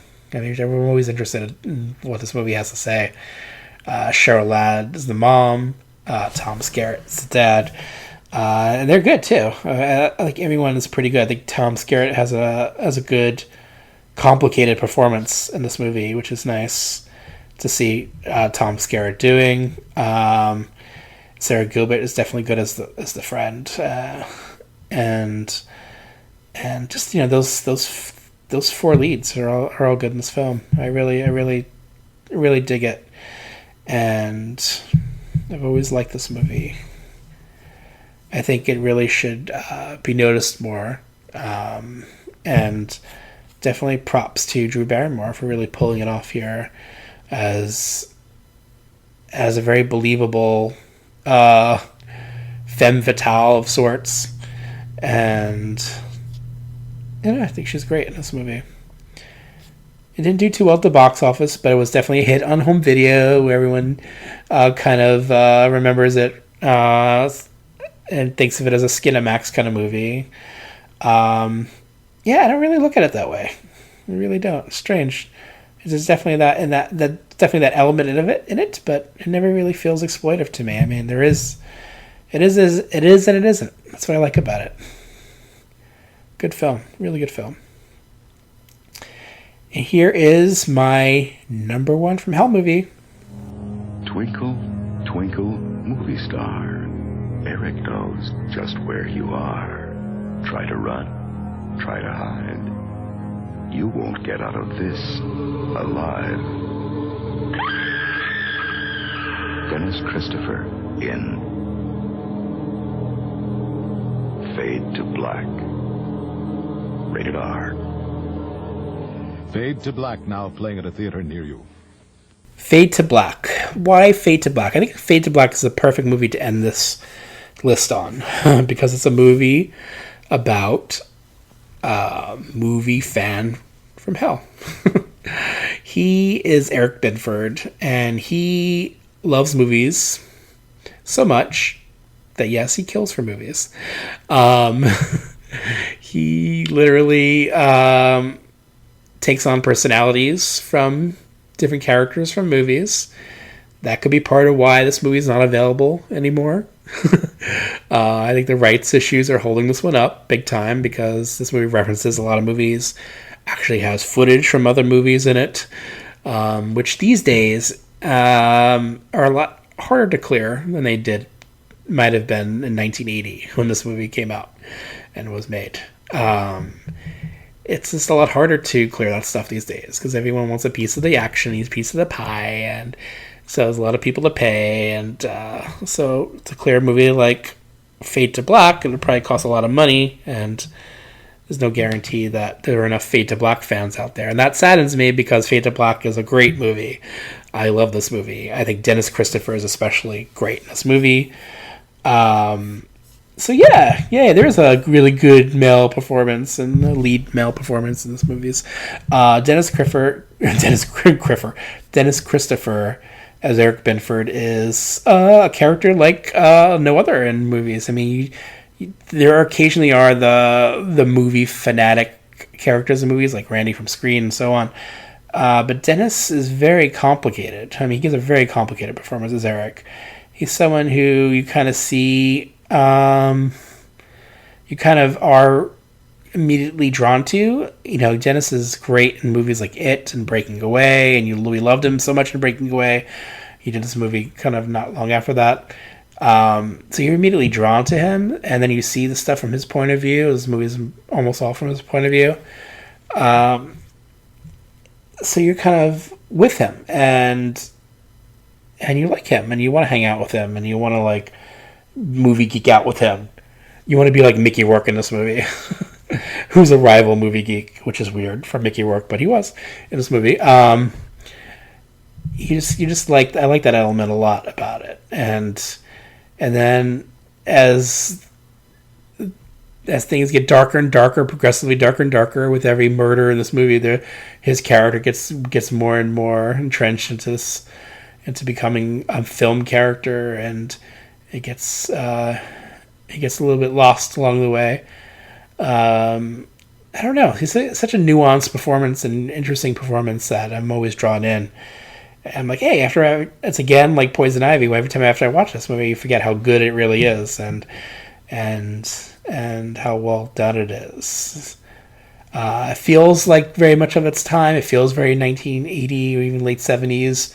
It feels very LA, which I like about it. There's lots of shots of marquees in this movie, of marquees of 1980 in LA theaters, which is really cool to watch. Vernon Zimmerman is the director of this movie. He has an interesting filmography.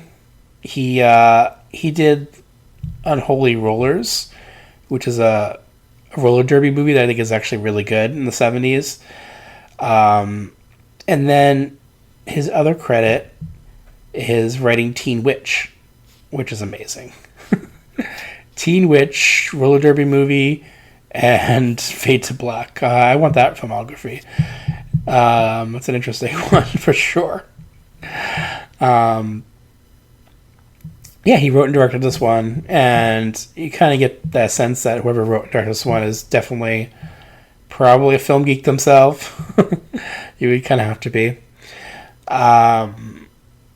The object of his obsession is this woman who looks like Marilyn Monroe. Linda Carriage is the actress who does bear a resemblance to her, and I remember her popping up in a couple things throughout the 80s, like Surf 2 and Vicious Lips and Mixed Blood, which I almost discussed on the Teen Angst podcast. She has a very striking look to her, and so he's obsessed with her. And then the people who wrong him along the way may be dealt with in movie kill fashion, which is really cool to see the people who die off in this movie. The set pieces are great. So I would say Fade to Black is also a slasher movie, which is cool. So it's a slasher movie. It's a From Hell movie. It's not really a cop movie, but there's a character who works for the police who's kind of like who's kind of trying to crack the case, maybe onto Binford, and that's Tim Thomerson. Now, we like Tim Thomerson from the Transfers movies, of course. I usually am bored by the cop characters in movies. And since his character is not quite a cop, he is working with the police, he gets to add a lot of weird quirkiness. And I think Tim Thomerson is naturally a quirky guy, and naturally a quirky actor. So he makes some choices that are interesting. I don't think I've ever seen a character do blow in a cop station before in a movie, but he does in this movie. There's some interesting choices for sure going on with him, and his sleuthing, and his love interest, and that subplot, which is a little bit, could have been cut back a little bit maybe to focus on the Dennis Christopher character, but I don't mind that. It just feels of its time, and I like that about it. Why not?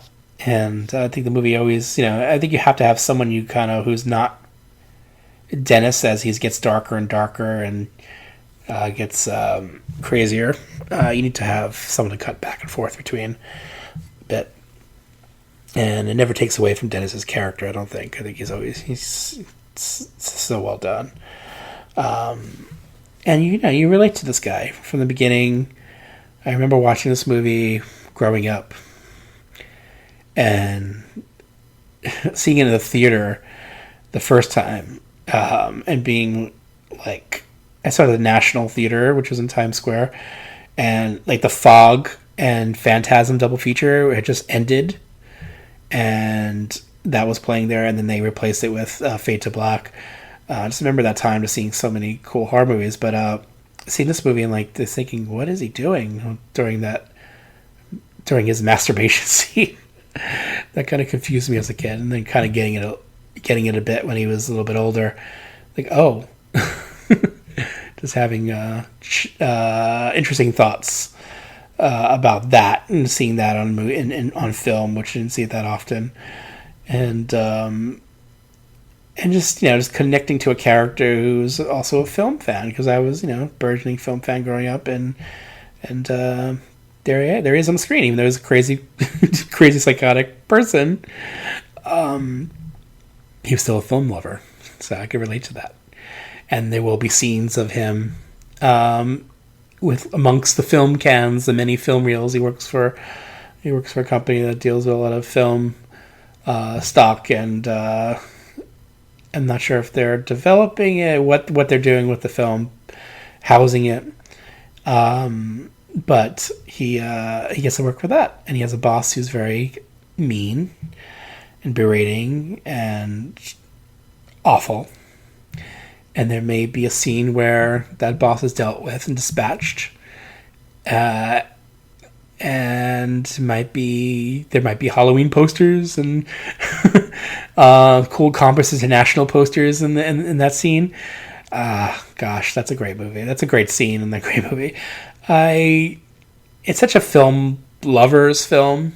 So see it for that reason too. If you're a film lover, watch Fade to Black. If you like From Hell movies, watch Fade to Black. So many reasons to like this movie. If you like Dennis Christopher at all, you can watch this movie. That's why it's my number one. I love it for so many reasons, and it's constantly rewarding every time I watch it, and that's what's really cool about it. And it's not quite the obvious From Hell movie, which is also why it's my number one, because it's from 1980, which it wasn't quite yet a thing. So, but I love it that much. That's why it's atop my list, along with Poison Ivy, which I think is a gem of a movie, and all these other movies are gems in their own way. Even Mikey, a gem, I tell ya, a gem, I tells ya. I'm glad I could talk about these movies today with you guys. It's been a lot of fun for me, and revisiting. The fun part for me is talking about them, but also like watching these movies over again. And digging up my Blu-rays, digging up my DVDs and my VHS copies of some of these movies. It's just fun going through them and making a stack and then just blowing through the stack, or trying to watch as many as I can just to really let it sink all in, to really get that, bring that love to the forefront. And it's just always fun to do that. I love that about podcasting and talking about movies in general, because the love is real for me, obviously, and I appreciate you guys for listening, and I appreciate you guys so much for taking this adventure with me, and for enjoying these movies, and for listening to the podcast, and for supporting it with Patreon. It means a lot to me. So thank you guys so much again, and I hope to do some more of these, and talk to you soon about more movies that I love and more movies that you love. So let's keep that love going, and I want to thank you all again, and hope to talk to you soon. And I'll be back pretty shortly in October with some horror to talk about there for Halloween for sure. So let's look forward for that, and hopefully your Halloween will be as spooky as mine will be. So let's be happy. It's fall, guys. My favorite time of year. Yay! Thank you again. Talk to you soon. Ciao for now.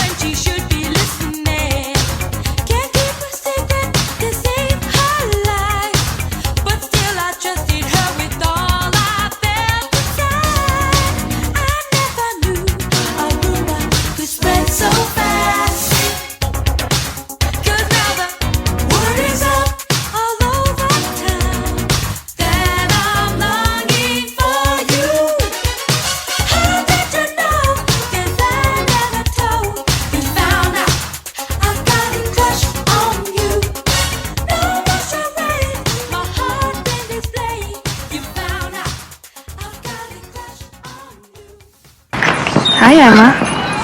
Tell me, which one is he? Where? You know, with the blue and gray striped shirt? Mm-hmm. Okay.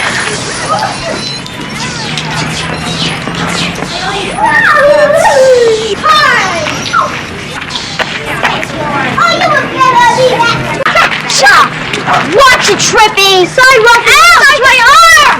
My arm! Ow! I got a message for you, Roth. Leave Emma alone. Look at me. If you don't, I'm gonna rip your fucking head off. Ow! Hey, get it, man! Let it go! Don't forget it. Don't make me come get